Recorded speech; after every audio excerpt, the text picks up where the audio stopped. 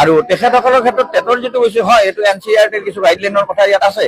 গতিকে ৰাজ্য চৰকাৰে এনেই নৰ্মেলি যিটো টেট পাতে তাৰ সলনি বেলেগ ধৰণৰ এটা সৰলীকৰণ ব্যৱস্থা, সহজীকৰণ ব্যৱস্থা, সেই ব্যৱস্থাৰে তেখেতসকলক শিক্ষক পদলৈ নিয়াৰ যিটো ব্যৱস্থা সেইটো ত্বৰান্বিত কৰিব লাগে, অব্যাহত থাকিব। যেতিয়ালৈকে নামানিব তেতিয়ালৈকে সংগ্ৰাম অব্যাহত থাকিব, ইয়াৰ কোনো বিকল্প নাই। OPSৰ দাবী প্ৰত্যাহাৰ নহয়।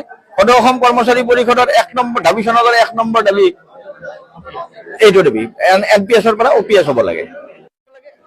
আৰু তেখেতসকলৰ ক্ষেত্ৰত টেটৰ যিটো হৈছে হয় এইটো এনচিইআৰটিৰ কিছু গাইডলাইনৰ কথা ইয়াত আছে।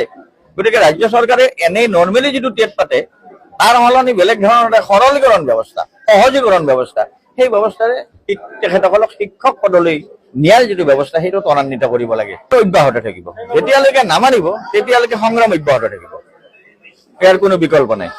OPSৰ দাবী প্ৰত্যাহাৰ নহয়।